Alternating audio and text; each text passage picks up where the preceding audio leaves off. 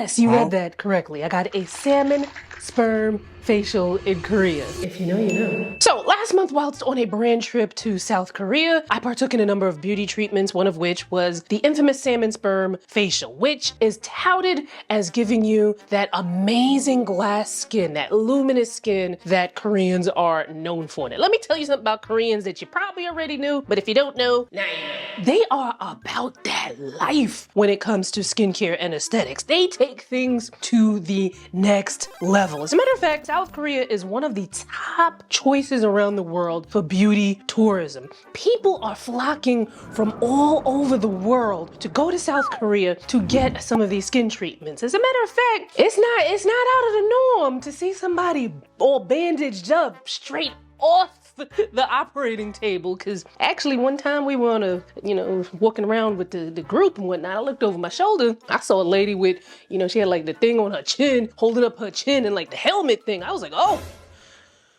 okay, sis. So I got one done. However, nobody told me that it involved 700 shots in your face. So today we'll be talking about the science behind the salmon sperm facial, my experience, my results, and should you put salmon sperm on your face? Keep watching. Okay, but are we seriously putting salmon sperm on our faces? Yes. So salmon sperm, or PDRN, which is an acronym for polydeoxyribonucleotide. Don't ask me how many times I had to practice saying that, and I'm still not even sure if I got it good. Polydeoxyribonucleotide.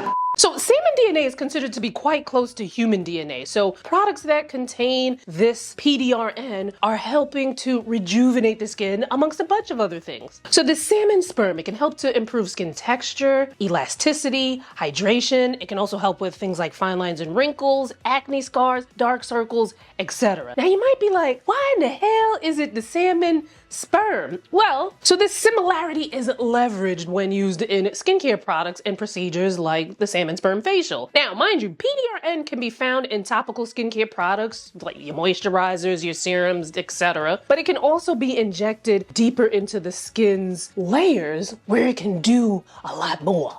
Now, I'm no stranger to using my face for science for this channel. I've gotten a number of procedures over the years: RF microneedling, lasers, chemical peels, neuromodulators, Botox, fillers. I've gotten these things done. The one procedure that I've gotten done that I would say is quite similar, that reminded me of the experience that I had with the salmon sperm facial, would be RF microneedling, which is pretty easy the first time I got it. However, the second time, oh God, no! Am I crying? I feel like liquid coming out of my eyes. It might be like physiologic tears. Okay. Anyway, with both procedures, you're basically being poked by a bunch of small needles, right? Now, the idea behind this is to cause controlled injuries in the skin that is gonna, tell the skin like, hey, wake up, it's time to rejuvenate and, regenerate, let's go. And it also kind of tells the collagen like, hello, produce more. So am I a beauty journalist? Can I call myself a beauty journalist? Well, as a content creator who has been doing this for a long time, I started back in 2007. Typically, I do a lot of research, but typically a lot of times the research finds me. So we go into the doctor's office and it is immaculate, pristine. Everything looks as if somebody's constantly going around with like Windex and, like the pink stuff and whatnot, and is, like really making sure that it looks really clean and nice.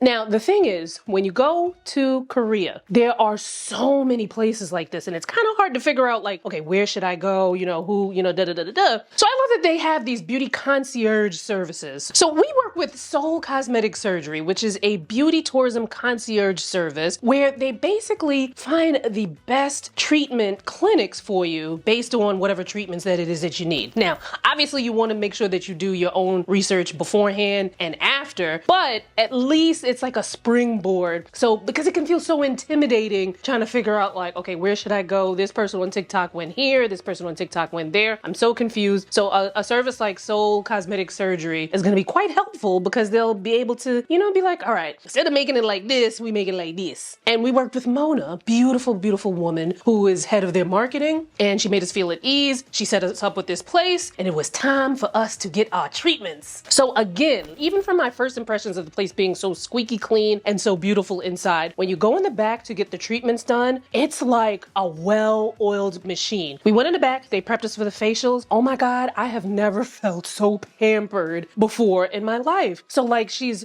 cleansing my skin, getting it ready. They sit you in this table that has like heating pads on it, and it felt so good because it was so cold in Seoul, which, same amount of degrees it was back in New York. So, it's the same thing. But anyway, having the heating pad on the table just made it feel so amazing. Then they go into the numbing cream. You sit with the numbing cream for a little bit, you're relaxing, and then it is time to get the salmon sperm facial. Now, mind you, I think there were 4 of us that day getting the salmon sperm facials from our group, and then there were other people there as well. I don't remember how many like little beds and areas that I counted that's like the pre-prep, but there were definitely more than 4. So when I tell you, it was like a well-oiled machine. It was like we were on conveyor belts in like a factory or something, but with a human touch. So it's like, they care about you. So then the doctor comes and the treatment happens. And like I said, ain't nobody told me that it was 700 shots to your face. Now this is approximate. So if like they do 699, don't be mad. So the machine, which I wish I could have gotten a good close-up of, I'll try to see if I can find an image or something that I can show you in this video. But the machine has a bunch of little needles on it already, and they're basically taking it around your face. Now, some people might get them in just concentrated areas. Like I saw someone on TikTok who just got it underneath her eyes while she was getting other treatments. But for us, they pretty much went all around the face. Now, I wouldn't say like I have a low tolerance for pain. I definitely don't have a high tolerance for pain. Like, I'm gonna let you know, ouch, that hurt, okay? But I was definitely ouchie-ouchieing, especially around areas where, there was less fat. So like around my cheeks didn't feel as painful as it was like, oh my God, around my forehead area, it was like, ah! Now what's crazy is the other influencers, some of them were saying they didn't feel a thing. And I was like, let me check your pulse, cause honey, I think you died.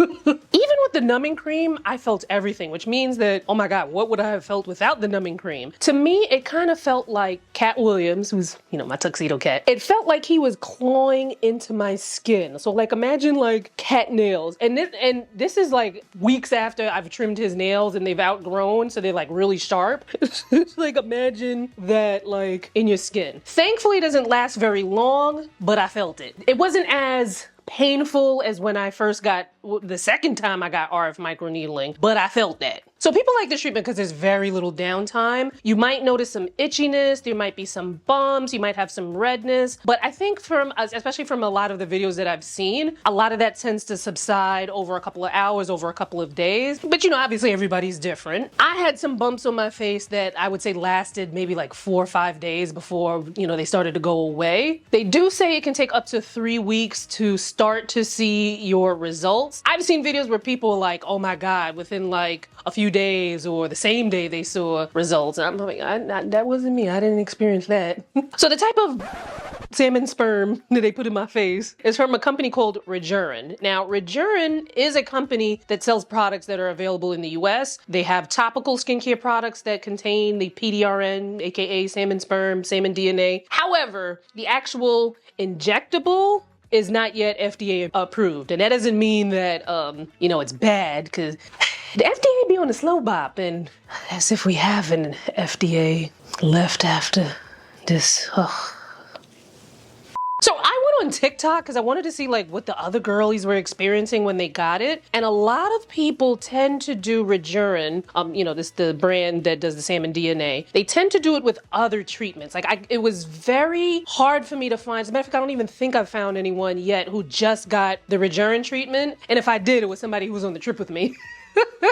But a lot of people get it in conjunction with other treatments. Like there was this one person who got the Rejurin with Thermage, and there was somebody else that got some other injectables done while she got the Rejurin. So there are a number of things that you can get done. And also be aware that when you go for your consultation, they might talk you into doing other things. Because like I said, they about that life when it comes to their skincare treatments. As a matter of fact, I had asked, because I was told that Botox is a lot cheaper in Seoul, and I was like, oh, okay. I was like, how much would it cost for me to get a couple little drops underneath my eyes, which I've gotten here in the US to deal with under eye fine lines and wrinkles. And she told me, through the translator that, oh, the reason why you have wrinkles there is because it's excess skin. You need to have surgery to remove the skin. I was like, okay, I'm good. Thank you for your response. I'm a pass, but thank you for letting me know. So I waited my 3 weeks. As a matter of fact, I think we're probably at maybe 4 weeks, maybe going on 5 weeks, maybe even later by the time this video comes out. And to be honest with you, as much as I've seen other people's videos and and whatnot, and they rave about this, I don't really see a difference. Now the thing is, you do need multiple treatments. Typically it's 3, depending on your skin or what you might need. Maybe you need a little bit more than that. Maybe you do need to have it done in conjunction with something else. Like back when I got my first round of RF microneedling, after a while I did notice a difference, but obviously a lot of these treatments you have to do in multiple sessions over time, and it's not a one and done thing. I think sometimes people think, like, yeah, I got RF microneedling done back in 2018, I'm good for life. And it's like, do you know that your skin continues to make new skin?